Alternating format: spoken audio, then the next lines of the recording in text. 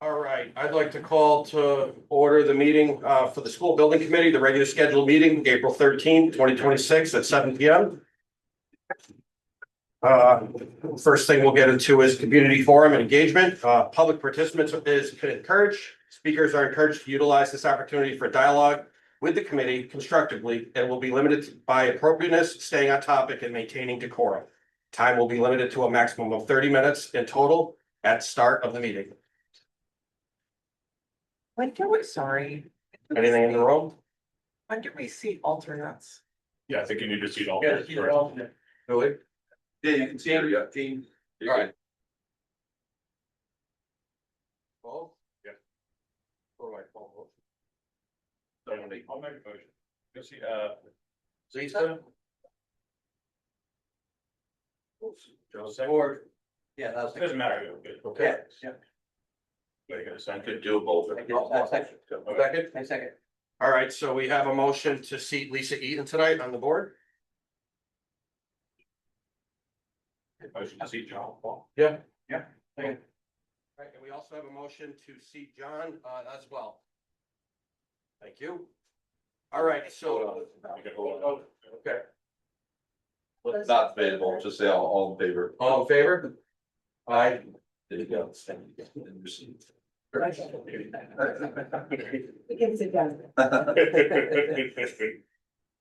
We'll get back to the community forum and engagement. Anybody in the room have anything? Peter Oldtinkich, 97 Cross Road. I want to address discussion last week, at your last meeting. Regarding pool repairs. This was a topic of great concern in the last single property. And at that time, the community was told that the rationale was, well, the project was forward. It did not make any sense to proceed with those repairs. And even at that time, we did not have a discussion of what that was. We were told that was not the purpose of the building. After the referendum failure, I think it was very confusing to the community that there were still no repairs for the last 3 years for our buildings. And now we hear again in your last meeting that, well, yes, because we're moving forward with a potential project. I think that's highly confusing to townspeople like myself, although I was a member of the last school board. Because somehow it suggests that it doesn't matter. We're going to do what we want to. So I would suggest that you would address that issue of your efforts to communicate with the town people, because it simply doesn't make sense that these repairs are completely irrelevant and how they relate to a larger project that you guys are discussing. Thank you. Okay. Peter, two things have happened over the past 2 years. Number one, all necessary repairs have been made on an ongoing basis. We can give you a list, Phil, he probably has it right on his computer, of what we spend every year to repair the schools as needed. Everything that was broken was fixed. The other thing we did is we hired a contractor to go into both schools and make an extensive list of everything that would be needed to repair to bring them up to code, to bring them up to schools. So that is what we have done in the past few years. I think that those figures, the estimates, can probably be shared also. Yeah, they're online. So that's what we've done. So we have very much addressed the need for repairs and that's what we've done to be closely. Question, Peter, when you're talking about repairs, you're talking about like capital repairs, roof repair, big exterior projects, you're talking smaller weatherization repairs or repatching or both. Well, both, because there's expectation by the community that we maintain our buildings. Right. But I think one of the most confusing elements of this was the roofs on both buildings. They were initially told they were both failing. Then, in the last SPC effort, the projects were removed from the capital improvement plan because you couldn't pursue two projects at once. Couldn't be seeking for state reimbursement for a new school project and seeking reimbursement for roofs. So it was confusing to the townspeople, but we were told if the project failed, well, then of course we're gonna do this. We did. And it just seems like there's no effort to look at everything that's happening. There's a single focus. And you can ignore that, you can say made lists, it's a cost avoidance list, but to the average person, that's not making sense. I do think that relatives with the capital imperative that going forward, means operational costs, et cetera, I think we need that information. Whether we do it or not, you know, there needs to be some plan of these expenses to be taken into account. Capital project, you need plan, and you need that basic imperative project we're working on. Renovation. As a comparison standpoint. Costs. I mean, obviously, if we choose to do the repairs instead, if they're more expensive, that's up to them. Just saying, from an analysis standpoint, I think it's our responsibility to have that information filed. Look at it. We don't want that's not our charge, doing the school CapEx stuff. That's, you know, a different committee, but I think it is relative. Our analysis. And I think the plan is to actually look at that data and compare it, right? Because when you end up doing a major capital project at an occupied school, you incur more costs with where you phase the project, right? So if the project is a year longer because we have to phase it, it costs more money for the general contractors, more money for the AE team, more money for everybody, right? So I think we got to look at that as a whole, whether what is the most effective thing? Is it repairing both buildings, going a longer duration, staggering it? Now you're fixing two different buildings, right? Or is it more feasible to build a new school, whether it's on the Hall School property or another property, and evaluate the numbers and what's best for the taxpayer? I'm a taxpayer, right? So I'm here to try to do my best for you and all the rest of the townspeople to present the best options available for the best bang for the buck. What is our reimbursement fee? What do we get back if we renovate both schools? What do we get back if we build a new school? If we build a new school, what are the savings that we're bringing to the town with a more efficient building? Right, with your mechanicals, your electric, and your envelope, your building. So that's what we are trying to do for the townspeople, to bring to all of you what the best options could be and what the best financial option is, right? Because that's the biggest part. So we're working on it. I think we need a form to establish that cooperation. For that, and those only have a capital. We don't have a, say, a working group of those, so I'm aware of anyway, between those committees, so that we can coordinate. I think that's the problem with that, we don't coordinate well.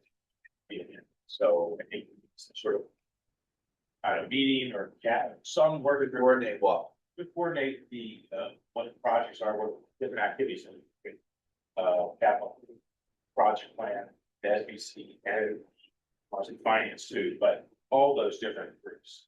We need the board vet to coordinate our efforts, so to understand what they're doing, what we're doing, the numbers we need each of those different groups, so that we can do our analysis like we're talking about. So Phil, you have estimates, I'm sure. Yeah, and that's what Do you have estimates for a capital renovation and say all every project was okay? listed and it was. So we have estimates that may not be up to date, but I can tell you that if we get an estimate right now, it's going to be escalated from what it was prior. For sure. Right? We can all say that. I mean, look, we're paying for gasoline, it goes through everything, steel, the whole nine. But we are working to figure this all out so that we can bring the options to the table for the townspeople to look at and see what the bang for the buck would be, reach if not option. May I ask a follow-up question? Sure.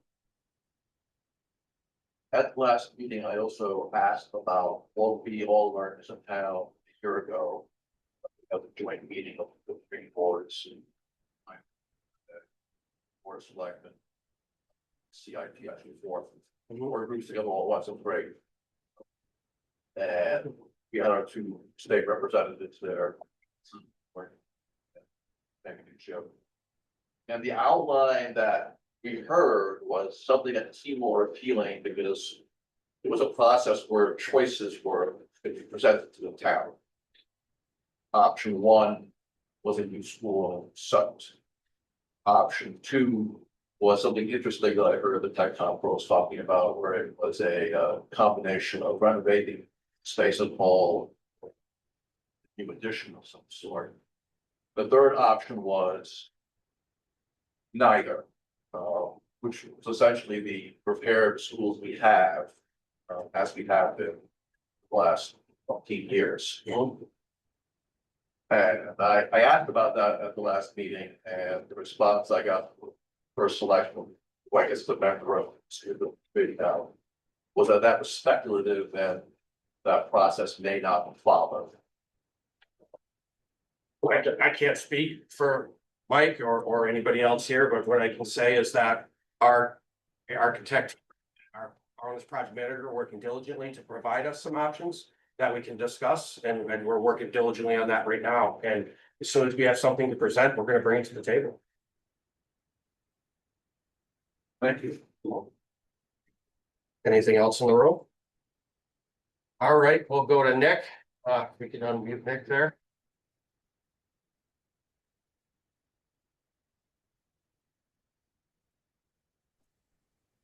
Nick Tella, Myrtle Road.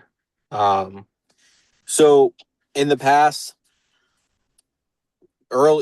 in this process, the town has heard we will look at all options, keeping the schools and just renovating them, maintaining them, new school, whatever it may be.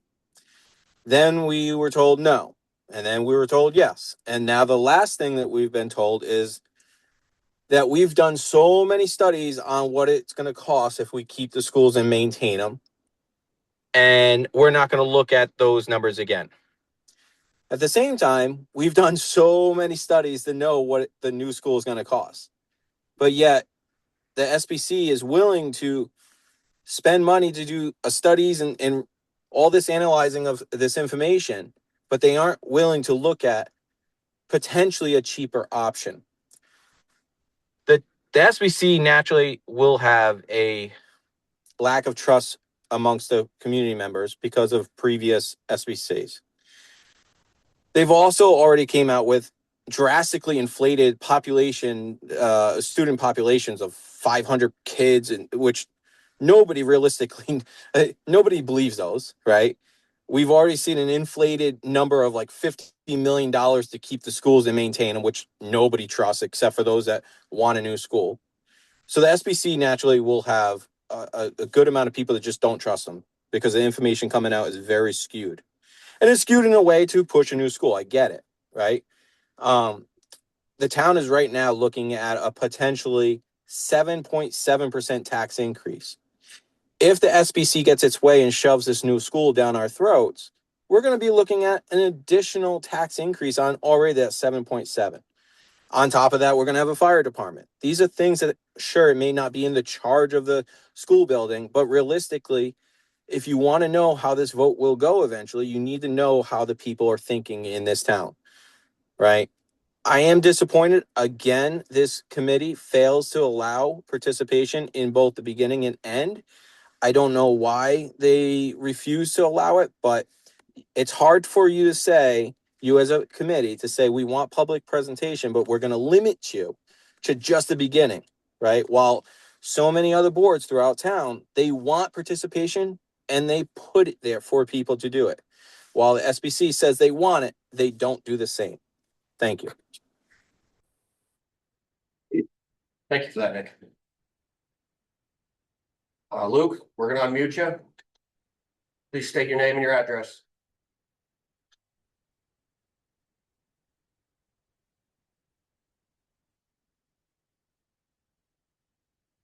Luke, we got you?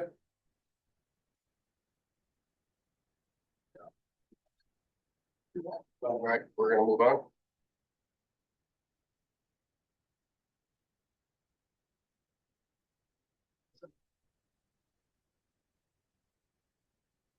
All right, so we're gonna move into item number 3, approval of minutes. We'll start with 3A, March 23rd, 2026, regular scheduled meeting. Everybody been able to review these just yet?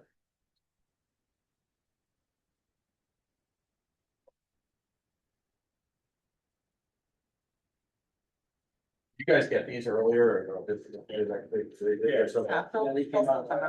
Anybody have any changes right now that they're seeing? Maybe motion to, set March 23rd. Regular minutes. Second. Second by Sam, Terry. All right, so everyone in favor, say aye. Aye. I was here.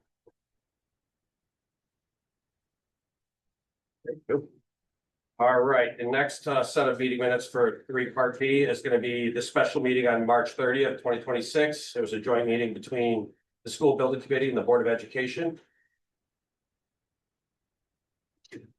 I move that we accept the, minutes from March 2026, which is the, school building committee. Of the Board of Education. Again. All right, can I get an aye? Aye. All right, very good. We're gonna move into old business now. We're gonna move into the milestone schedule. Scott from Colliers will be taking over. Thank you, Adam. Good evening, Scott Pellman from Colliers Project Leaders. So earlier last week, we updated the milestone schedule. I believe that was distributed to the full committee. Again, at the time we distributed it, I'll get into this a little bit more. Again, we're still targeting the end of June for a grant application. We met with the working group last week on Wednesday, April 8th. We have, as part of this process, been looking at available land, reported to the group at that point. I believe that will be discussed under executive session later in the evening. Friday, on the 10th, the architectural team, myself, Phil, we met and discussed the ed spec a little bit further. And I believe that's going to be discussed in more detail at tomorrow's board event meeting. As you may be aware, we've been tracking the state responses to some of the proposed language and amendments that they're proposing. Specifically, what was driving the desire to hit the June 30th mark was some question on the state setting a maximum per square foot cost. We did just recently get back confirmation from the state that the numbers published represent just the building itself.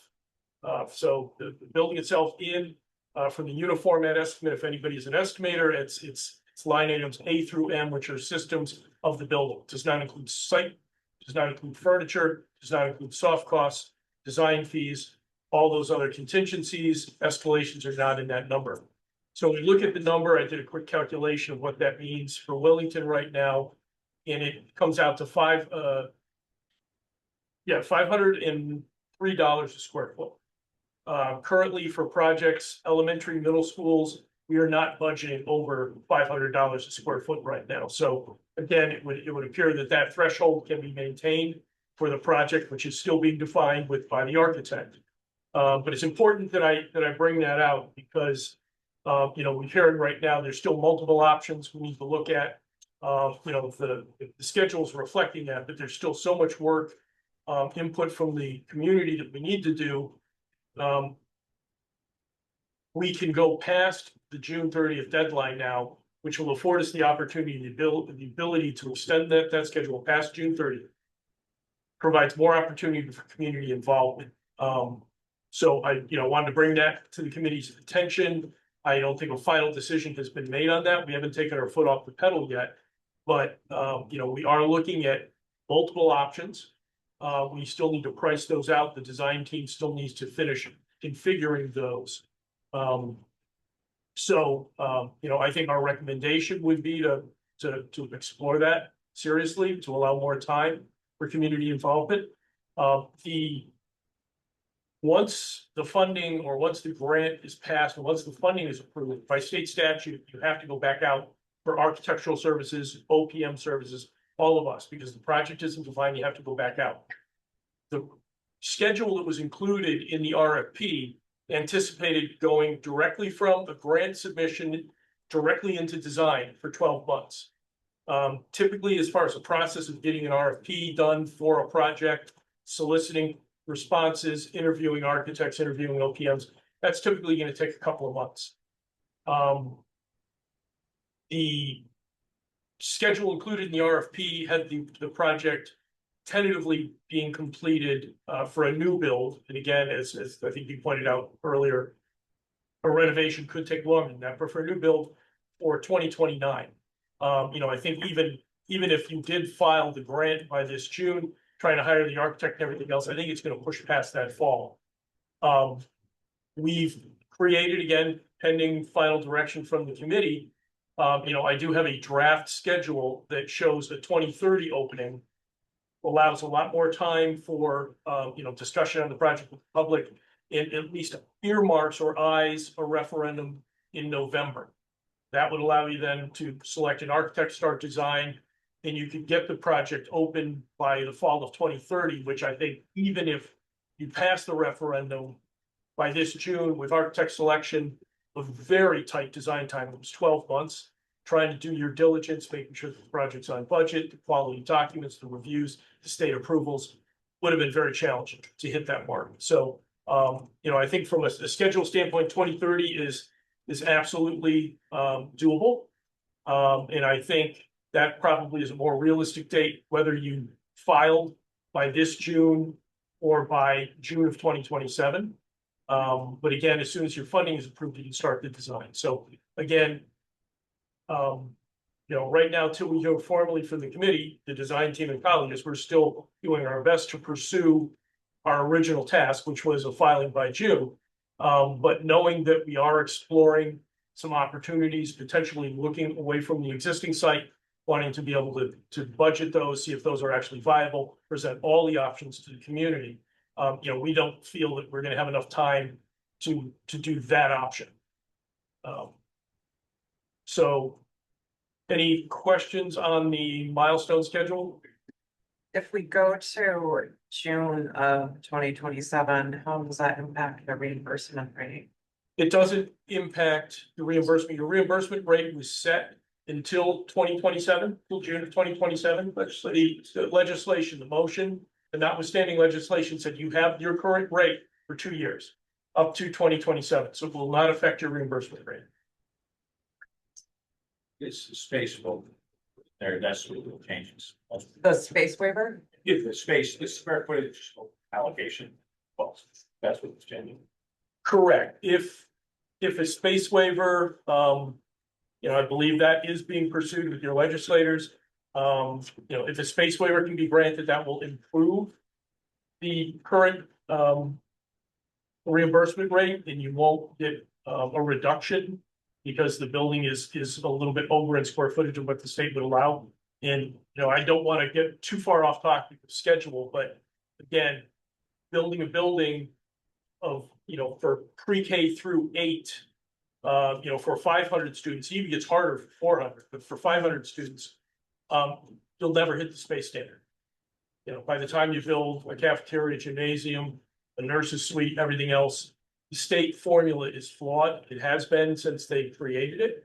You have to be right up there with the magic number, higher populations to actually hit the space standard. But there are avenues for getting relief. A number of communities have gotten relief from the space standards through special legislation. I provided that language to the town of a lot of the special legislation that's been passed over the past few years. But again, don't want to get too far off, but I would like, hopefully direction very shortly, knowing that we still have a lot of work to do. The architect is going to present, the first concept of doing a new school on the current site. They're still working on an addition renovation, renovate is new option. I don't believe they have that quite yet prepared for this evening. So again, that's coming. as soon as we have that information, we'll start being able to put numbers to it. And I think just, it's very important to understand, we're gonna price all the options. We're gonna give you our opinion on what the state reimbursement is gonna be for all those options. But if a renovation addition project is not cheaper than new construction, without special legislation, the state will not support that. So it's a decision. You can do it. But it has to be less expensive than building new. And again, the numbers will, when we present the numbers, will absolutely do that. Scott? Yes. You said 2030, what part? Oh, ready, the building could be ready for the fall of 2030. Okay.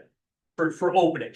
Okay, so Looking at the overall schedule. Now, if it's renovated as new, that, because it would be a longer construction period, that might push to the following year, 2031, but you're always occupied. So there's never any quote unquote opening. You're always open.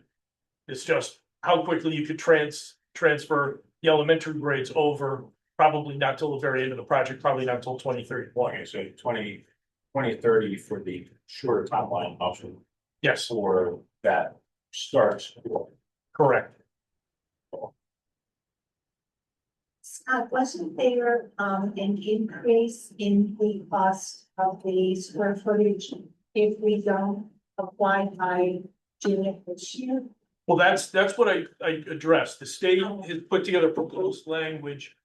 And they're limiting the cost per square foot. It's $494 for grades K through 5, $520 for 6 through 8, and I'll stop there because you're only at K through 8. And then you multiply the number of grades times that number, then divide it by the total grades housed, and you come up with $503. Currently, we are budgeting construction, building only new, depending on the location, anywhere between $450 and $500 a square foot. So Can I stop you there, Scott? Yeah. I think the important piece for us to understand is when the Board of Ed started looking at this. The information that was not known, because this is past legislation that's supposed to go into effect July 1 of 26. Okay, and so the expectation was. We didn't know if it was construction only or if it was total cost. If it was total cost, it was gonna cost the town of Willington millions of dollars more. Now, what we're hearing out of OGA is it's not total cost. This is why he can say, you can think about slowing down, it doesn't have to be that June 30th of this year because of them. And to me, Scott, I guess the one question I wanna know is, how do you present that to the committee to verify? Like, can you share past projects, recent projects? Does Tecton jump into that? Like, where do we get the numbers? Because it's one thing to say, it's another thing for the committee to say, to see it, and the public to see it. Right. And I think that, for me, if I saw that and saw the last projects within the last, whatever, I don't know what your time frame is. If we we can- see that those numbers are coming in under what the state is saying the number is gonna be, then I think you can pump the brakes big time. I think related to that point too, I'm thinking about the mailer that we've already sent out, explaining that we kind of have this June 30th deadline, but how we explain that maybe this has been extended, we should receive new information. They were doing the regulations. The regulations have supposed to have been out a while ago. And we were pressing and pressing and pressing, Right. they weren't coming out, and Right. we have the answer now of how it's gonna be applied. It's just that you're 2 months from an application, right? So, in really about 6 weeks from having to set a referendum. I mean, it's really, June 1st. Set the referendum, 2 weeks later, you have the referendum, then you gotta get the certified results and put it in for the state. I don't think it's a bad, I think it's a great idea. I think it's how we present it. Right, I think obviously the chair needs to be present. And I think it's better for everybody. It's better for the townspeople that have the information and digest it. It's better for all of us here to work together to come up with the best options. Yeah. But again, when James returns, I think we have a discussion and we Right. rock and roll from there. how quickly do you, because I know you guys are like pushing hard. How quickly could you gather that information to put something together? And maybe it's working with Jim, maybe it's got the information that came out from OGA. And is it a number based upon the ed spec, or is it just showing what the current numbers are coming in that are going into OGA for costs? Is that all you would need to gather, Scott? Well, we can gather current bids Okay. to show the numbers and how that relates to the OGA numbers. So I don't know if you're asking two questions. We can also produce conceptual budgets based on the square footage provided by the architect, but we're not quite there yet. But we can get you historical data that reflects our belief that we're gonna be below that $500 number. Now, again, if something happens next week in the Middle East and things go crazy, we can't anticipate that. I mean, so all we can do is talk about this point in time. You know, we look at escalations at 4.5% a year, which has been kind of the standard. But yeah, we can get that information. We've had some recent bids coming. I think the question for the committee is, and I know you want to wait for Jim to come back, I agree. But would you want the number based upon what Tecton has for and Board of Ed has for an ed spec square footage? Or which is doesn't really matter in the grand No, scheme. cost per square foot, no, It's cost per square foot. it's cost per square foot. It doesn't matter what Tecton throws at it or what the ed spec says as far as overall square footage. It's just $500. And what are you talking about, Scott? Are you talking about a sample size of 10, a sample size of 2, a sample size of 25? Like, what's the sample size? What would you bring for support, I guess? I mean, recent schools, I mean, probably 4, 5, 6. I mean, again, we're not, you know, there's not 10 schools every year being bid out in Connecticut, typically. And is that enough for the committee to, once you get that, I mean, that is the number that's happening right now, right? That's the cost you're seeing, because, Yeah, that's what we're budgeting for all of our clients currently.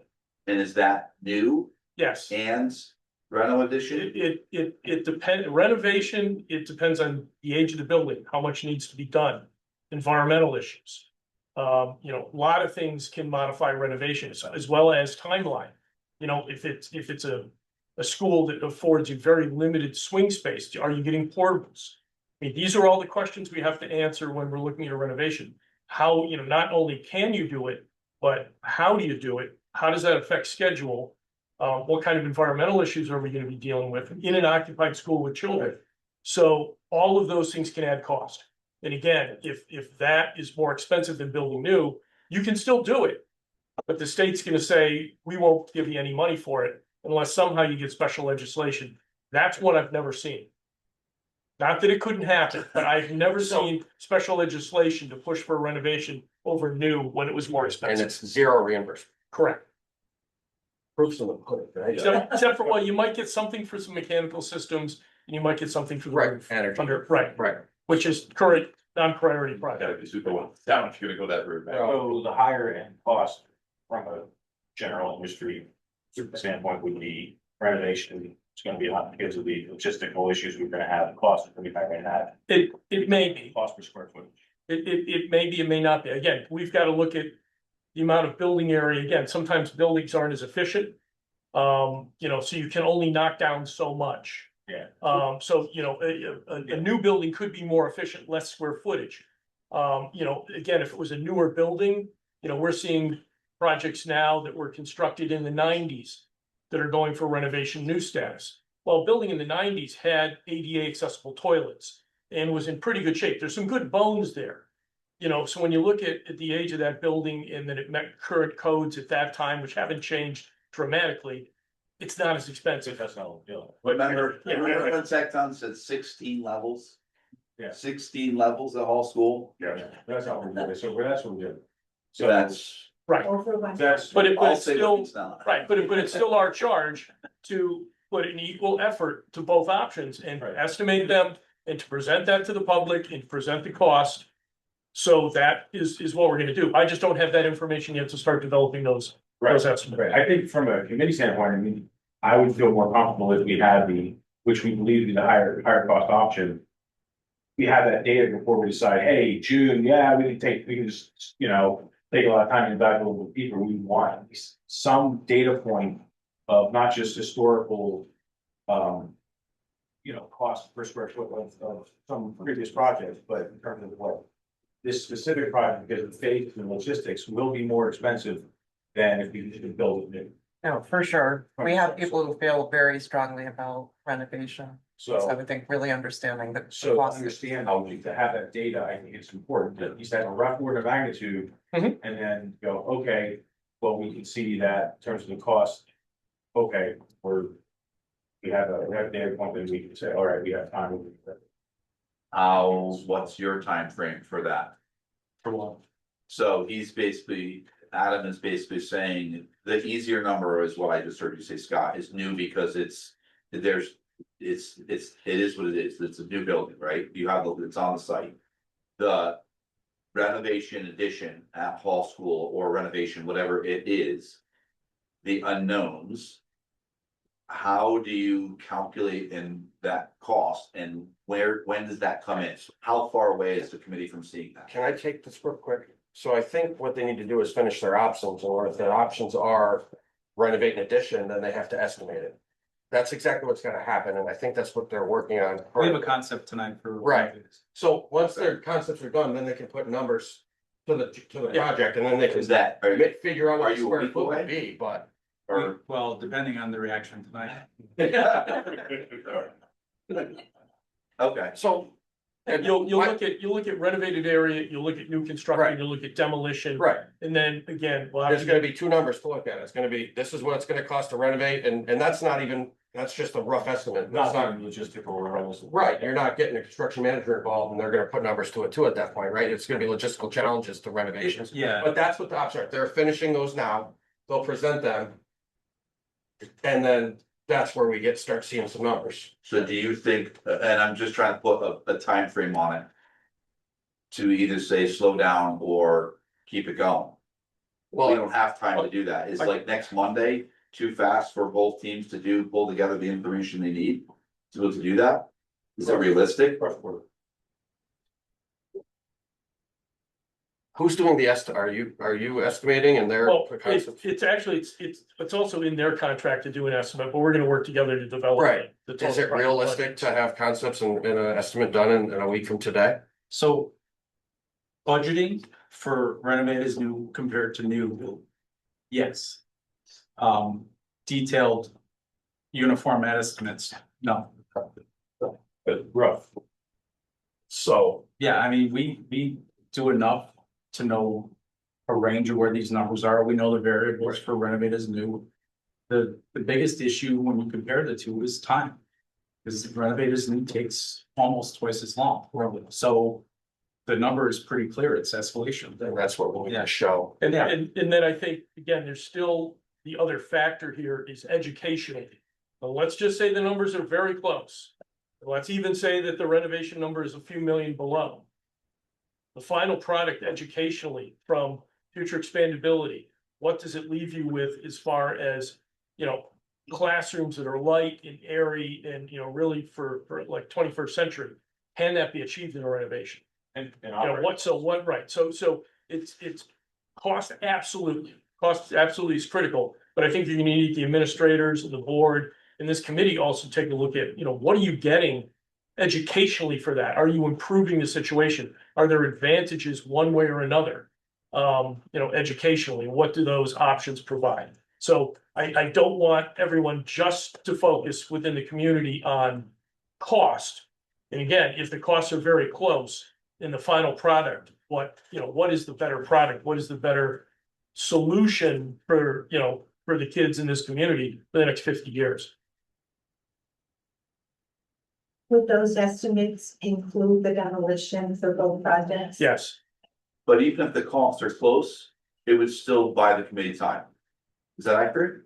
Because I have to assume that you're stating that you believe that the costs for new would be under the state's well, new. again, it's building cost. It's Got you. building square footage How much, cost. you know? I think at this point, I mean, we either call a special meeting for next Monday or. We do have a special meeting on the schedule, on the milestone schedule for next Monday. So I think at that point, James will be returning and we can regroup on this discussion. Yeah, I think we've just got to be, careful. We've had enough time to vet the numbers. Typically, in these situations, the first number that's put out is a number that sticks. And we're working, in the design team, in their presentation momentarily, we'll talk about what they've been able to accomplish in the last, week and a half. And we'll continue that way. So, Yeah, I just wanna make sure, I mean. You're not gonna have me at the end of the week, Jim's not around, I wanna make sure if you guys need something. It's not gonna. You know what I'm saying, like, it's not, if Monday's not real. When will you say that? We have to post an agenda by Thursday of this week. Mhm.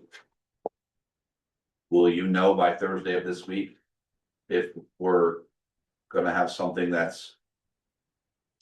Why don't, I would pose this, why don't we walk through the concept of the new and then the concept of the renovate is new? See, explain them, see where we land and whether you all think it's worth putting budget numbers to it. Okay. I Fine, but- don't want to overpromise because part of this is Scott wants to look at it too. I don't, we need to coordinate on. Okay, You have to do, your point is you have to do an agenda anyways, right? Is the purpose of that special meeting that I don't have your milestone in front of me, was it Monday? Is the purpose of that? was going over budgets and further enhancements of concepts, yes. And again, to file the grant, you are going to need to select a project and a budget. You don't have to pass, again, this is a referendum community, correct? Yes. Okay, you don't have to pass the referendum. You have to select a project. You can't go to the state with, well, it's gonna be one of these three. It has to be a single project. Yeah. You're gonna have to define the cost. You'll have to set the referendum date, because you're gonna have to provide that motion with the grant application saying, we intend to have a referendum on X date. And then again, I know Mike is pursuing this with town council, town legal authority, that normally we've seen, once you set a referendum, it goes into a blackout period and you can't promote the project. So again, we could push this right through. The town could make a very quick decision. We could file the grant by the end of June, set that referendum date, but then you may not be able to talk about the project all the way up to the referendum. Right. And I don't know if how that is going to be received. And that's up to you all to determine what's the best approach. We can communicate, but just factual data. It's very difficult. Everything's gotta be run by an attorney. Yeah. I've seen communities try in the past, it's very challenging. I'm not a lawyer, so I can't guide you on exactly what you can and can't say, but it has been very stifling. Can I just add one more thing? well, sure. Scott mentioned earlier about special legislation for the space standard for the waiver. Mike and I sent a memo to Tammy Nuccio and Jeff Gordon. Tecton and Colliers both weighed in on it. And we're basically asking for an additional piece of special legislation that would tie to what we already have. And that legislation would allow us to be guaranteed the additional space without a space waiver having to be applied for. We learned Cheshire had it, Greenwich had it, there were several other quite wealthy towns that have received that, and so we put that in our memo. And we gave them the language that was straight from, I don't remember who gave it to us, that side of the room gave it to us. And we basically just inserted the town of Willington. And so if Jeff or Tammy can get that through, it will, again, this town has been really wanting a specific number. What is the number? This would help get that specific number because you wouldn't have to worry about whether you had to apply for a space waiver. So we'll see what happens, but additional time, if the committee says, okay, we can slow down, that additional time will also help that cause, because you'll know if it's hopefully in a few weeks. If it's when the legislation session wraps up, it's gonna go through. We'll see. There's a lot, I don't think additional time is a bad thing, but again, without the chair sitting here present, we'll get back to this, when we get down to item. Number 7, we'll talk about if we're gonna have another meeting next week or whatnot to go from there. All right, everybody else move forward. All right, so now we're getting to communications and community engagement. I think that there'll definitely be some community engagement once decisions are made. I don't know if there's anything prep for community engagement today or. No, so, Not that I'm aware I of. mean, right, I don't think there's much to discuss until we have more information. We have a couple slides in the presentation, so we Yeah. can launch into that at that point, if Okay. that works for you. Perfect. Yeah. All right, Do you wanna That'd be great. bring them up now? Oh, yeah, if that's. You- convenient. Sure. Okay, sure. Thank you, Justin. I'm gonna send a request to share the screen.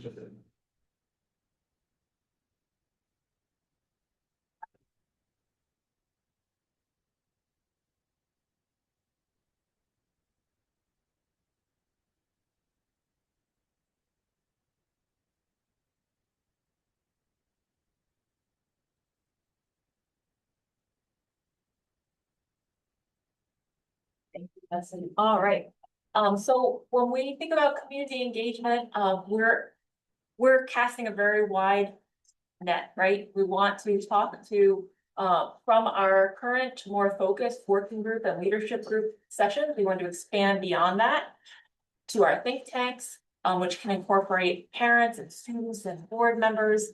And then we want to expand beyond that to the community at large, and those are our community conversations. So in our community engagement plan, we're hoping to capture insight from all of these different lenses, so that we're making sure that we capture a broad cross section of the community. Come one, come all.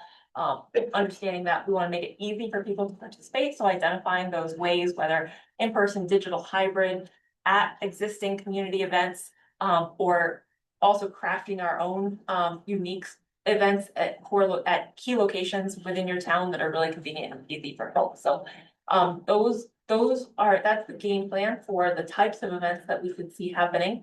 Some of which we know the working groups are moving along already. So in the next couple of slides, we'll walk through what those look like. So these are just some examples of what a think tank could be. Think tanks are visioning sessions. They could be about student experience by grade level. They could be gathering feedback on the options themselves. They could be about creating the guiding principles for the project moving forward. But the important thing is that there's representatives from all across your community. So these are all of your boards, can have members invited, your parents, your students, your faculty members, any key groups in town, community organizations, any nonprofits that you'd like to see involved. Really, it's a holistic representation of your community giving feedback here in these sessions.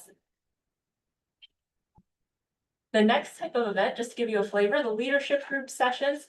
We've been having these on a more virtual basis, and we would fold into this type of session, these SBC meetings, our BOE meetings. So any of our decision-making groups that are being kept up to date from our think tanks, from our community conversations, we have a schedule tracking all of these different milestone events as well.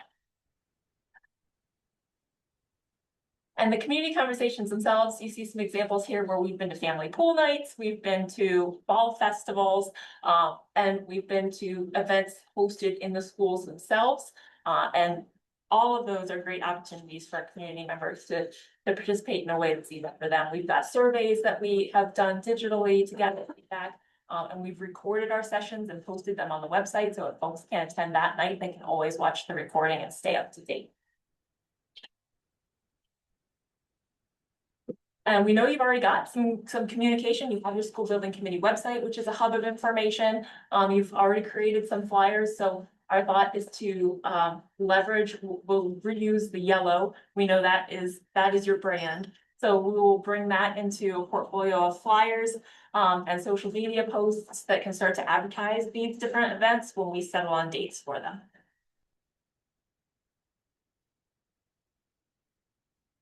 So this is a timeline contemplating community engagement with the June 16th referendum date. So happy to see if that expands. We can revisit this and bring some additional opportunities into the fold. But thinking before June 16th, coming up, we could capture an end of April think tank.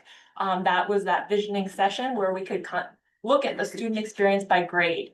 We thought that would be a great visioning exercise for this group, just knowing that the pre-K to 8 school is such a unique experience. So really gathering a broad cross-section of people to evaluate what that student experience looks like as the two schools contemplate coming together under one roof.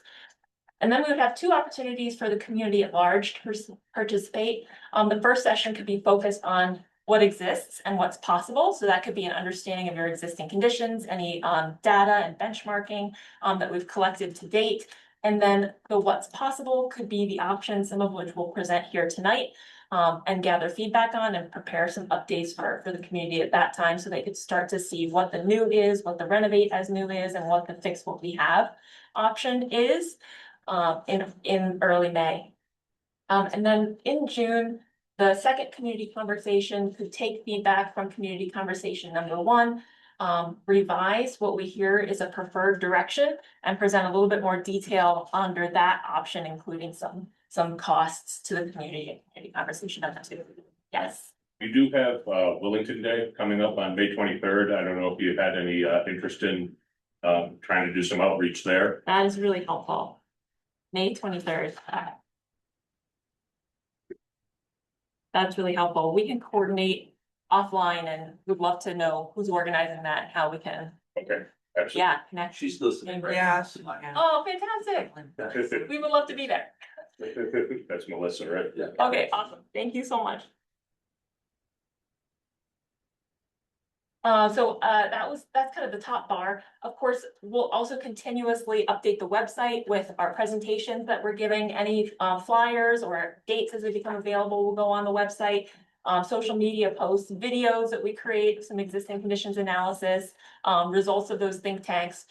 They're really great ways that we can succinctly share information out with the community so that if you weren't at one of those events, you can quickly catch up. We also know that on the Town of Willington's page, under boards and committees, the school building committee site is currently active, currently has documents from previous studies, and some of our presentations will be hosted there as well. So this is just, for the community themselves. There is a website, you can email questions, and you can visit the school building committee website. That will be the hub moving forward for where all this information will live. All right, thank you, Antonio. Appreciate that. So I guess we got some work to do to come up with some stuff at the end of April. Pending, Depending where we go. Yeah. Where we go when James returns. I'm just thinking, is that typically, do you do that in a subgroup? Then that subcommittee brings the work back to the full committee? Like just some of the work portion, yeah. or is that the working group? I think the scheduling of these community events, those dates, would be best vetted in that working group. And then we can bring them back to the various boards and committees along with those draft flyers and just make sure that everybody is on board with the materials that we're presenting and the dates, make sure there are no conflicts townwide. And then we can roll those out. So I think it starts with the working group. We submit some drafts to the various boards and committees, get their approval, and then roll it out to the public. Good. Very good. Thank you very much. No problem. Anything else? All right. The next item we have is 5C administrative needs. The first one is contract status approvals. Mike is not here. You guys have any status on your end? I think last week we were asked to draft the contract, so we'll do that this week. Okay. Very good.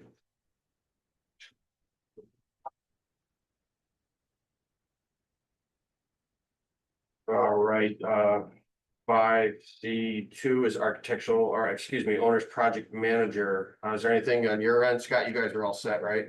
Contractual and all that's all set? I sent the final back to Mike. I'll just have to check to see if we received the final signed copy. Are you guys see them tomorrow? I don't know, but I'll check in place. I can't get that.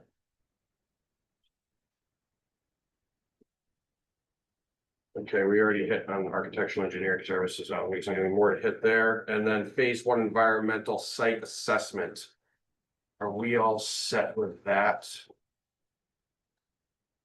We did the hall, right? We did the phase one at hall. Yes. Yes, that's all we can do.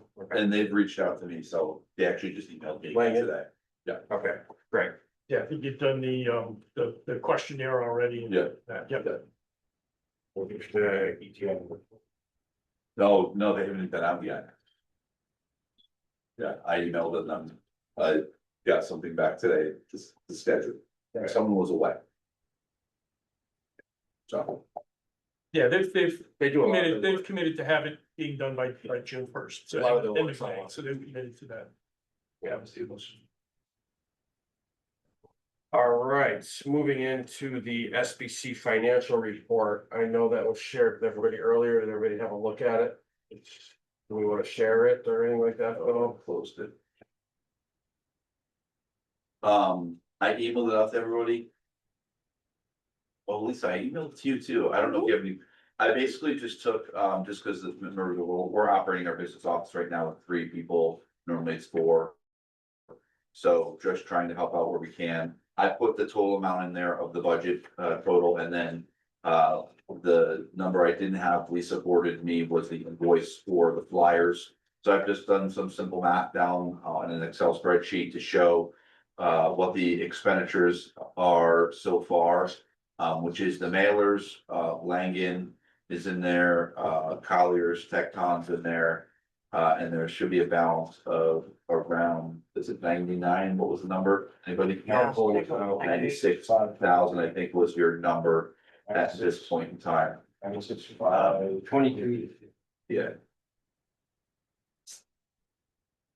So I'll continue to work with Sherry, in the business office. She's just trying to figure out, I mean, we're in budget season still, so she's trying to figure everything out, but I figured I'd pull that together, so it's at least some sort of operational document for you. So you can see the expenditures. I don't think I've missed anything. I don't think. Okay. Any comments?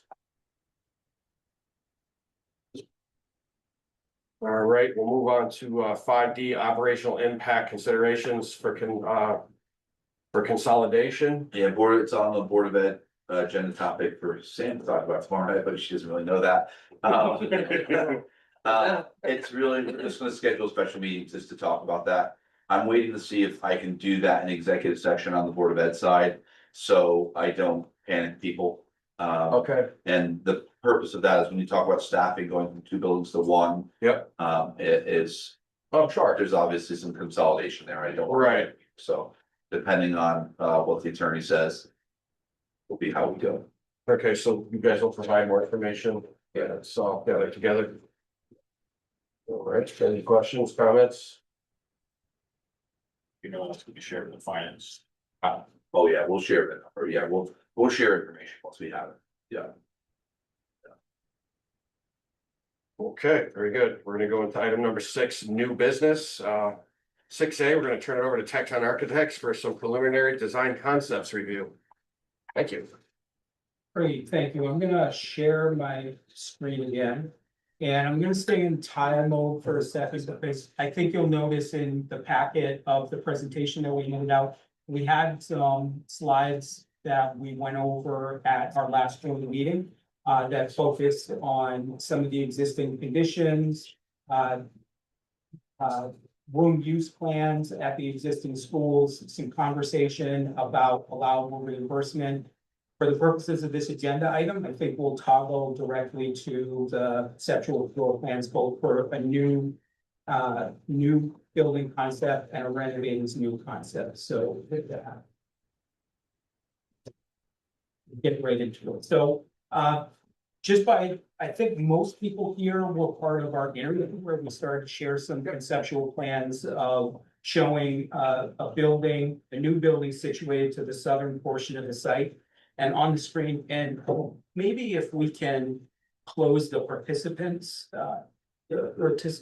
dialogue box, it will allow that to be a little bit bigger. Is that a little bit better for everybody? We have. Here, but you have it as well. So on the screen, to the left, of the screen is the southern portion of the site. To the right of the screen is the northern portion. The area that is in the kind of light blue outline under the label sports fields is the outline of the existing building. So this concept, it shows new building on the site, full demolition of the existing building, with basically the placement of outdoor rec sports fields in the location of the existing building. The concept for this new building is that you build the building while the school is in use. When the building is ready to move in, that's when you demolish the existing building and do the remainder of the site development. So in this concept, it's a way to utilize the existing topography. As many may know or recall from the site slopes from north to south. With this scheme, we would be kind of utilizing that topographical change to account for some of the levels in the building, lower level, main level, upper level. You would be able to provide the building as well as the parking development while the existing building remains in operation. So that informs kind of the placement of a new building on the site of an existing school. So here you'll see kind of some common ways to separate parent drop-off, bus drop-off to the north of the site. The placement of the new building is in the orange outline, obviously, with some dedicated outdoor learning and playscapes further to the south of the site, more off of the Accurate entry. When I toggle to how this is situated in by a floor plan. You would enter on the main level, that's the middle floor plan, lower level is to the left, upper level is to the right. So these are the 3 stories shown on on one page. We have a diagram that kind of diagrams this out a little bit. The way that this works within the existing slope of the site is you enter at the main level. Your one level below is the lower level, one level above is the upper level. So from your main point of entry from the parking areas, you're never more than one level below or one level above to get to some of the academic classrooms. So at the main level is where we would have our administration, our specials, gym, cafeteria, some of our music rooms. Our media center would bridge 2 stories from the main level to the upper level. We would situate our early elementary, our pre-kindergarten, kindergarten, first and second grade on the lower level. So they would be at that grade and no more than 1 level from the specials. Our grades 3, 4, and 5 or upper elementary would be at the main level. And our middle school grades 6, 7, and 8 would be at the upper level. Now, when I say those grade levels, I mean those core general classrooms are small learning.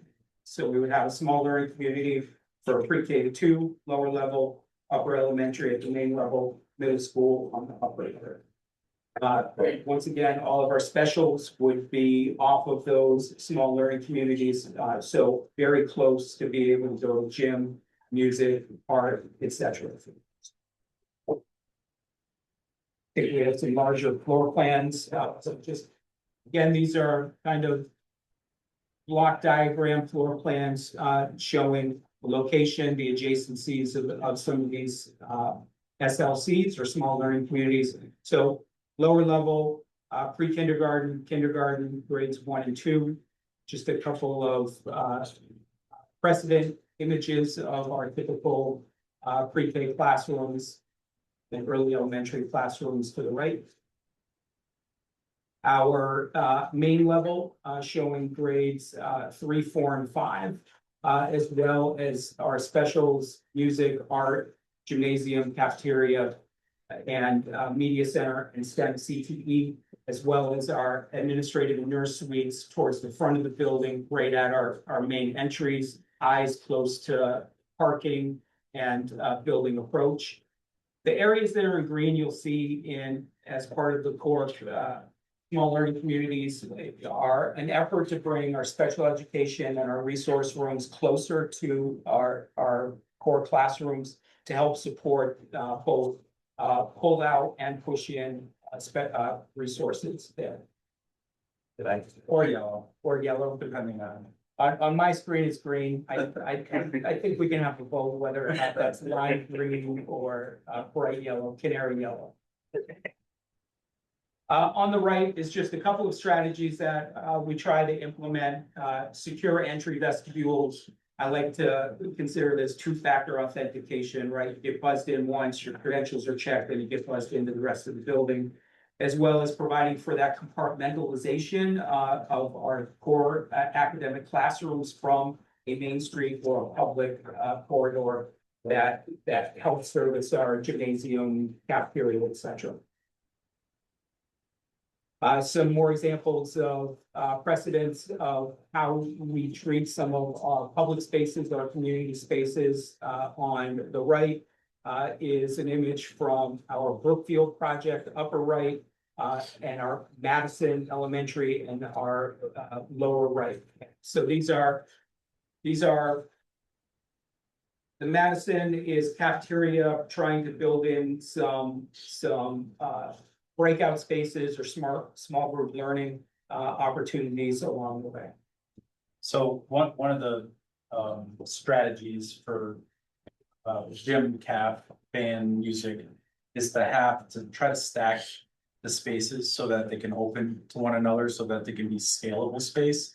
So what that does is it gives you flexibility in the floor plan, but also makes it a much more compact and efficient floor plan because you don't have hallways in between each of those spaces. So you're kind of serving them off of a main street. So it's something that we'll continue to explore, but it's an important piece that we heard, I think, when we were walking through the buildings, but also during some of the working groups was that scalability of space and trying to keep it as efficient as possible from a square foot perspective.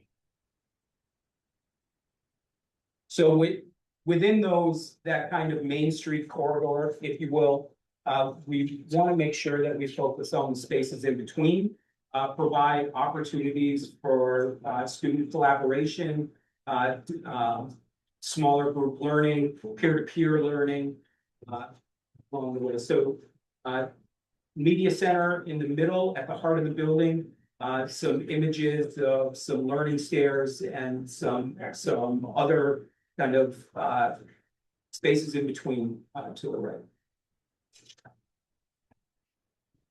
And then on the upper level of our middle school, small learning community, making sure that we're building in those flexible lab classrooms, support the project-based learning, provide, as I mentioned earlier, the student support spaces close to our core classrooms as well.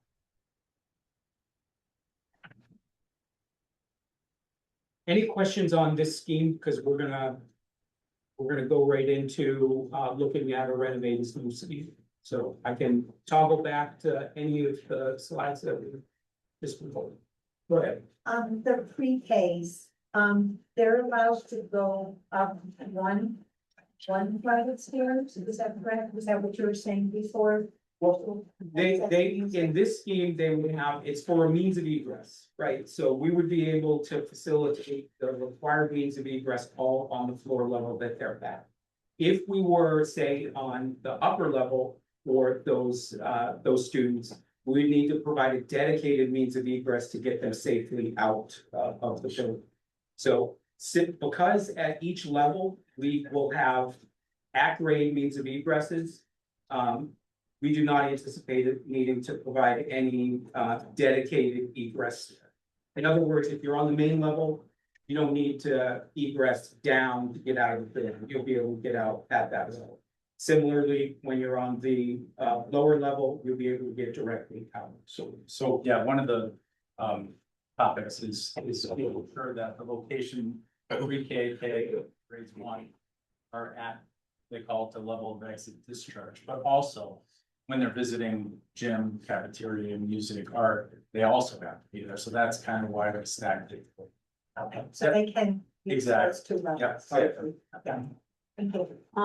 Quick question, a non-building question. I know the sports fields, are they stacked on each other? Like would baseball be stacked on soccer? I know when we did this in the last referendum, there were a lot of questions around fields stacking on each other, as opposed to fields being separated. I don't know if that's something you've even looked at, or it's just kind of like a general designated area. I guess we would need a little more information on the size of baseball. So that we can show it. They would have to be, they would have to overlap in some fashion. What we try to do is not overlap. Yeah, obviously. Yeah. So if it's a 60-foot, I'm assuming 4360. There you go. So, 43 from mound. for mountain, and then 60-foot. Then 6 for softball. Yep. 60 for middle school 60. baseball. Yeah, okay. But that's what we would be looking at though, that they're on each Because other. they Yeah. can't play together at that point, Yeah. right? Yeah, they wouldn't be able. We don't have enough room. No, Right now, we're separated. I was like wishful thinking, Yeah. maybe, just maybe. No, it's a good Cause question. moving the building all the way over, maybe, but I got it. We were trying to push it as far, I guess, left Right. south as possible. Is there an opportunity there? No, and I know it's a small thing relative to the, Yeah. No, it's an important piece. but Fields are very, very important. Jeff, do you feel that that solution would have room for future expansion? The building itself, Yes. I think you have room in the back. We probably wouldn't place the playgrounds where we show them.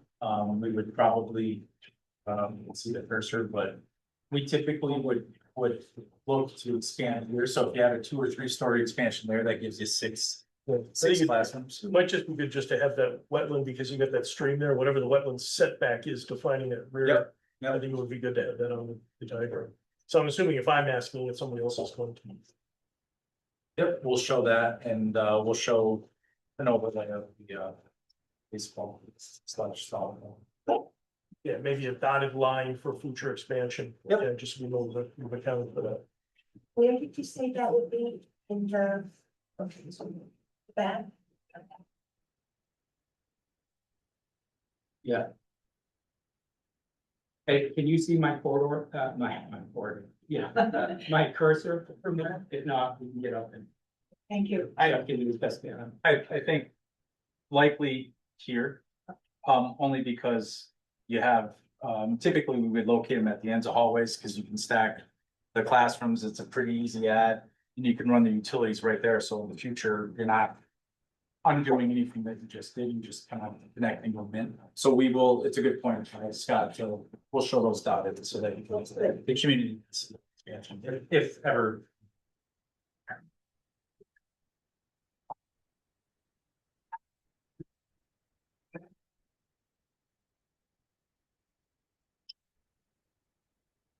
What would the stairs be like? Connecting all the levels, or are you not there yet? So the stairs that are shown, the egress stairs are an offset stair, so they'll have a run that's about 11 feet, and then they'll go up. Typically, we do 14-foot floor to floor, so we'll go up 11 and then up another 3. So the reason behind that is so that you can walk under the landing directly out. So again, it's another way to save space in the building and, you know, plan it wisely, not only in the 2D, but in 3D. So that's typically what we do with the stairs, and they're typically enclosed, and most often they'll have rated doors that are on hold opens so that you can get daylight through the hollows and those kind of things.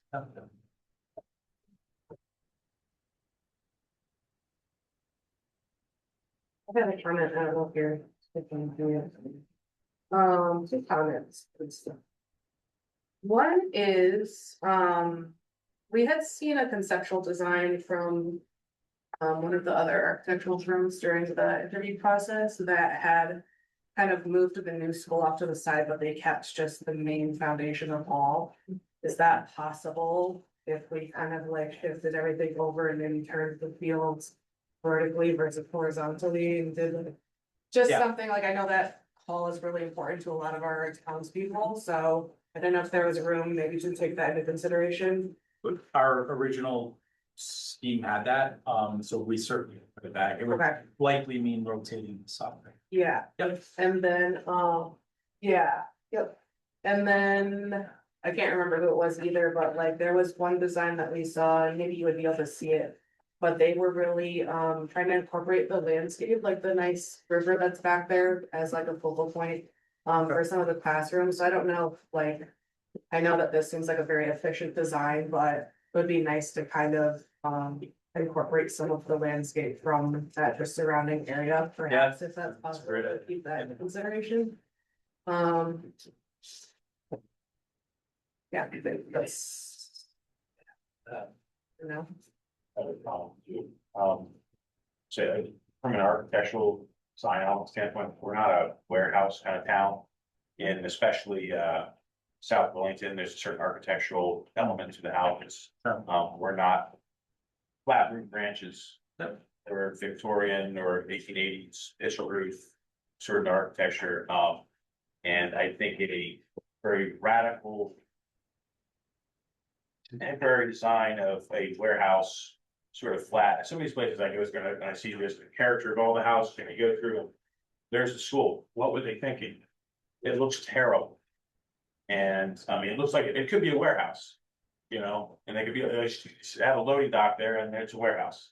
I think from a architectural standpoint and from a building durability standpoint, that having something with pitched roofs and architectural elements that match the surrounding area would be much more acceptable now. Yeah, I completely hear you when we get to that phase of on the aesthetic. I think Justin's looking for some imagery, but so yes, we have all different kinds of strategies if you want to have a pitched roof versus a flat roof. So we found some fairly economical approaches to giving that residential quality feel, and more of a, I guess, pedestrian friendly scale to it. So I also look at a durability standpoint. I work in commercial, sure, we have a lot of facilities that I work for, and so many of the roofs leak.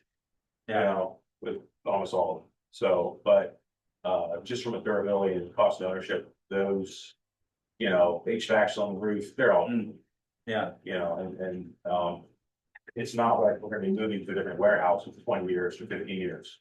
We're going to be in there for how long since hall in there? Yeah, so hall's in there, so, you know, the hall has pitched roof, not a great one, but it does. And I think that does speak to some of the building's durability over, yeah, you know, some of the more contemporary plans. yeah, I think so there's that, this particular example is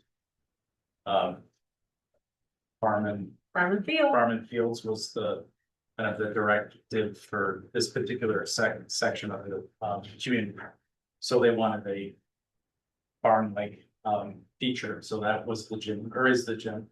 And on the left and right is the left is the cafeteria, right is the media center. So pitched roofs, there are portions of the roof that are flat, but they are where we locate equipment and have pitched roofs around it so that it feels like a residential kind of scale to the extent it's possible with these two state buildings. So.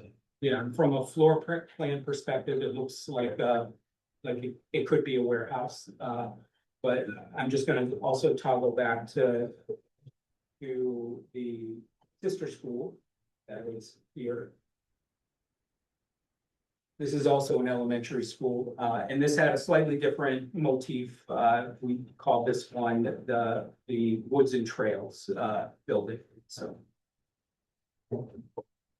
Thank you.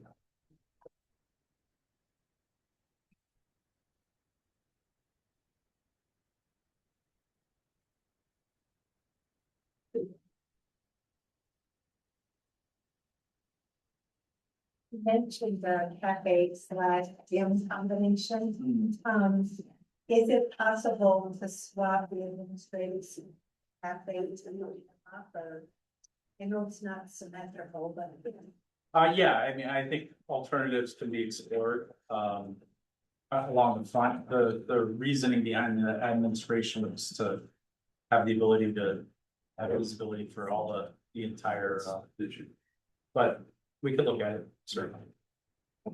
Didn't tell me you're looking to switch there, and I didn't. We talked a little bit about putting the cafe by the gym in order to create more space for events. And I was thinking of maybe swapping that administration speaker to have to.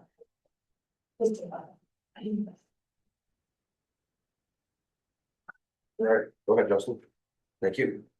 Okay, took a look at a combination, a renovate is new scheme, which is a combination of interior renovations and building additions.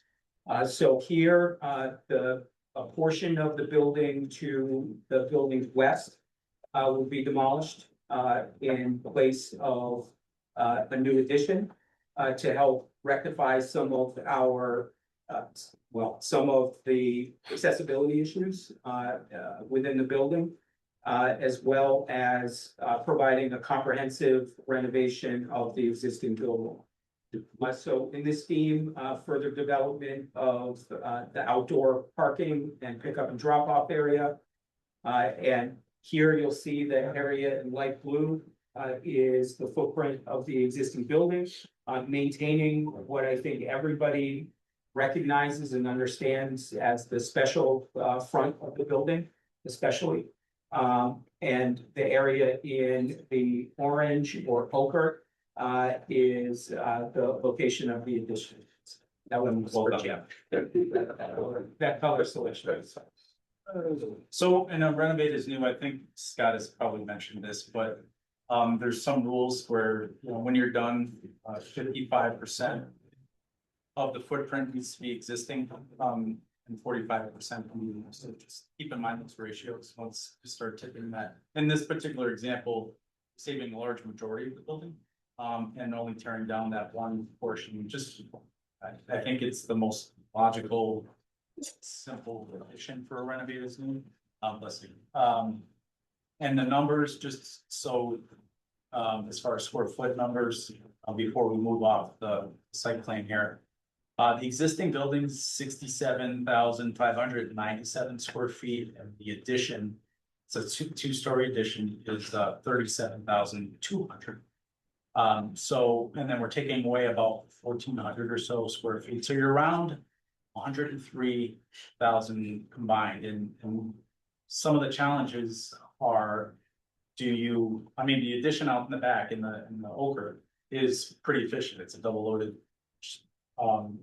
Can we change the roofs? Can we make it, can we make the roofs make it look more residential? Yes, but also what we're trying to do is take advantage of the way the building is currently set up. And then there already are some existing inefficiencies within the building that we're not going to remove square footage just to reduce the square footage of the building. So most of that inefficiency is in the building.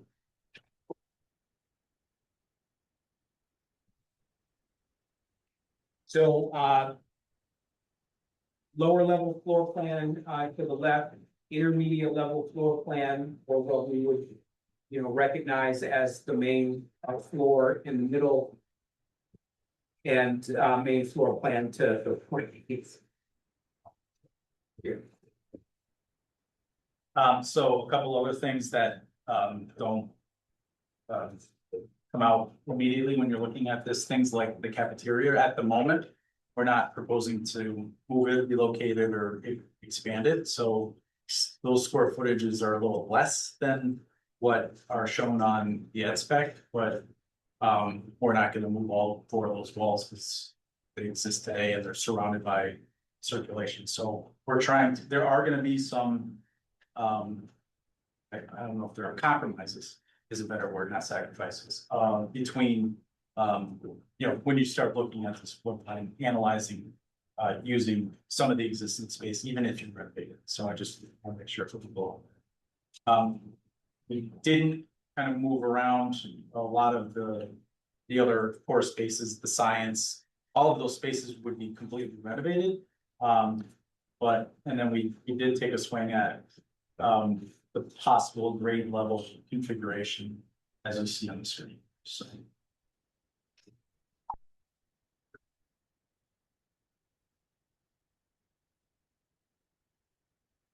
So we've done plenty of, renovate as new, the buildings can be completely reimagined. I think part of the challenge is looking past what's kind of in front of you, to an extent.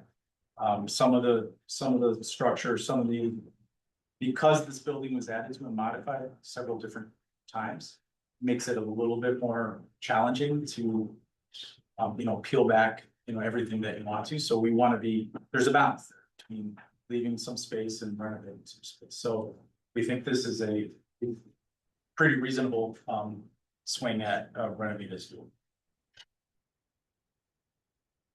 We didn't speak to it much on the site, but we were trying to bring more parking on the site because we witnessed firsthand, drop off in the parking and crossing the street. Whether or not that, we could only get about 90 and still maintain fields. Whether or not that's adequate, when you bring both schools in, it's likely you'll likely still need some auxiliary park. So we'll keep that in mind. There still needs space across the street. I think so. When you start putting both schools together, what we're trying to do, you can see by the plans, give you some queue space with the roads so that you get the traffic off the road with parent and bus. Ideally, we would like to have two separate parent and bus, but there's some compromises that make things. So I think this is kind of like the first swing out of the box on renovated new school. So you're not occupying this school when this project goes on either, so it's got to take that into consideration. Yeah, I mean, we've done a wide variety, and I'm sure, we're working with Scott now where we put up temp modulars for, gosh, that's 4 years, but that's an extended period. This, we'll have to look at it, but my guess is that it's at least 30 months, maybe 36, maybe 42. So you could try to build the addition first, use that as swing space and move students around the building, but that's going to require 4 or 5 or 6 different phases. And that's when we were talking about time, that's when you talk about project from this magnitude, when you add double the amount of time, possibly that's real dollars. So for those temp spaces, what's the typical practice for utilities? Environmental? If you use temp modulars, these days you have to have accessibility, you have to have typically toilets, fire protection. So you end up spending quite a bit. Security. Ooh, my. Security, gates. You're doing all your civil work to prep for these things. Say, okay. You got a deadline. Well, your big challenge is gonna be septic too, Yeah. Yes. because, right now the septic is kind of where the bus drop going back towards the parent drop is. The existing septic, you're gonna need a brand new field. Yeah. And if you put portables down, you can't install the field. So where does the field go? And then, I see this does have a nod to geothermal, but, comparatively looking at another net zero school we just completed, I think you'd probably be in the neighborhood of somewhere between 70 and 80 wells. And I think by the time you get a new septic system installed here, you're probably gonna be challenged to get geothermal in either of the scenarios. Because you will need new brand new septic. And that's gonna have to get installed before you affect it with some of this other there. So yeah, Yeah. a lot of careful planning here. Yeah. We will show a grid. We didn't on these schemes, but we sized geothermal about one well every 12 to 1400 square feet. And then we do it on a 10-foot staggered grid, which is, so we can show you kind of, if you want to do it, what size it would take, probably about half a soccer. Just eyeball. What was the Was this a 55-45? You were mentioning what's the percentage? Yes. So I didn't do that. you're probably 95. Already demoed. You're only demoing off the locker rooms, right? It's just the little ward you're on the adding. gym. No, but then you're adding, right, but you're maintaining 95% of the existing building for renovation, that's fine. New doesn't count against you. I'm not sure he agrees with me. You have to maintain at least 55% of the existing building. Correct. So, Right. And I yeah, just done that. That's you're what I'm fine, you're asking. All right. maintaining 95, You're, 98. you're well within that. in Yeah, your oh, plan. Yeah. Okay. This is the outside storage, there's additional, maintenance spaces count, there's the additional, there's original building. The, Sheds? Yeah, No. I didn't think so, but. Not the sheds, but Okay. the space in the lower level. Yeah, they'll count it. We've had to put. Like, we had to close up openings just so the state would count square footage and all, so. isn't the existing gym, it's sort of like an intermediate or? It is an intermediate floor. Yeah, as I recall, looking at it in the past, it was It's an intermediate floor. how you get down to. Yeah, it's not, Yeah. they're not all at the same. Yeah. Level, which is gonna make it just more challenging. It's an intermediate level off of the intermediate. Yeah. Yeah. Yeah, so the lower level, Stand- you got the band hard up against the one side, I think that's your only access down to that level. So I don't know. Yeah, that whole is gonna be. Yeah, I mean, again, first blush, you guys, you just need to continue to refine it, that's understandable. All right, do we have any other comments or questions on these conceptual designs? Thank you. All right, thank you very much. All right, now we'll go into 6B property valuations, general review of status and next steps.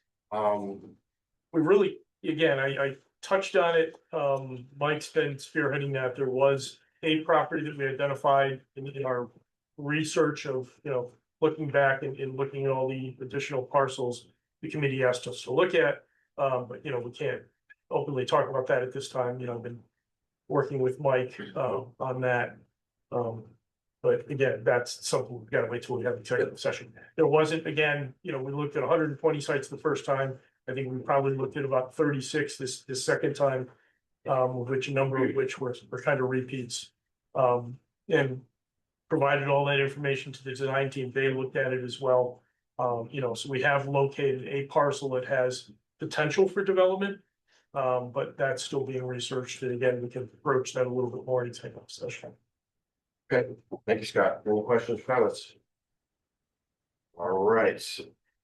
All right, I would like to get a motion for the purpose of distinguishing the executive session, the contents of real estate appraisals, engineering and feasibility estimates, and evaluations made for and by an agency relative to the acquisition of property, and inviting various parties pertaining to the matters pursuant to CGS 1-23A. Second. Okay. Can I get aye? All in favor? Aye. And I think formally, you should invite the four of us in formally into the Yeah. meeting by name.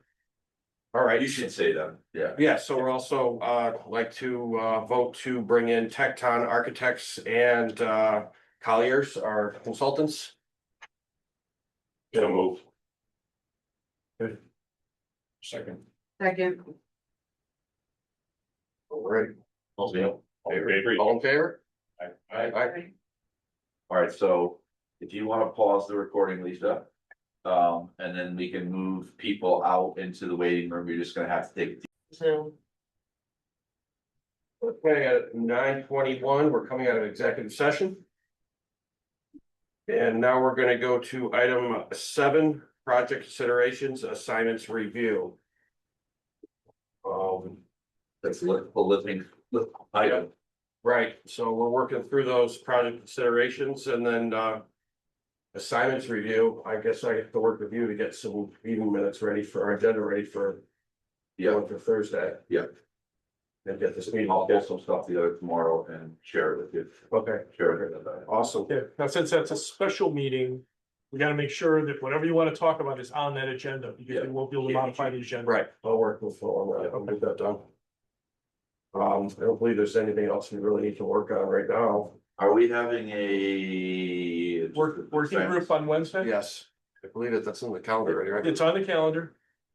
Yeah, I mean, maybe You'll just be some of there? these You're not there. tweaks we could, That's what I So it's just Adam and I think. Yeah. I know, would. I don't know if you guys have an agenda, that's why I'm at. Not yet. I wanted to see how this meeting went and if that was gonna drive an agenda, but I mean, Do you, if it's a matter of maybe a couple of the concepts or answering a couple of the questions very quickly, maybe a brief meeting. yeah, Are you guys, like, any of you available for? But I mean, we got the setbacks on expandability, some of these things we talked about tonight. And then maybe we can verify some square footages for some concept, starting to develop some very high level. Get me running on some high level. For this Wednesday, 4 to 5. Yeah. On the schedule. Take her out to Alyssa's. Yeah, okay, let's keep, let's hold that, we'll have that working group meeting. Yeah, Rob said there's no audio.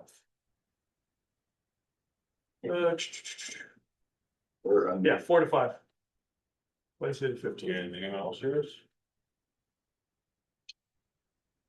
Message Right, really chat. Maybe by then, if you guys pull some up, Please, we we'll soon get it, for but building school just costs, unmute her. for our building costs. You have that data, then we can talk about format, how we present that on Monday. Give her a second. Take your cursor off of that. If you already clicked it. I mean, check on a guy, you can There you go. yeah, right, you're right, you hear the audio, you should start. You get the feedback going on. Okay, I said, You got, he's got There a. you go. oh, Ralph's got thumbs up, I think we're good. Okay. There you go. Okay. All right, so you're gonna set up a meeting for Wednesday. It should already be on the calendar, so, It is, yeah. it is. And you won't be there. Depends on how things go. Go for it. All right, so I think that's basically it for the night. I'd like to call a motion for an adjournment at I'll make a motion to adjourn. 9:25 PM. Second. All right, all in favor? Aye. Meeting adjourned, thank you. So. Probably should. Yeah, okay. Probably.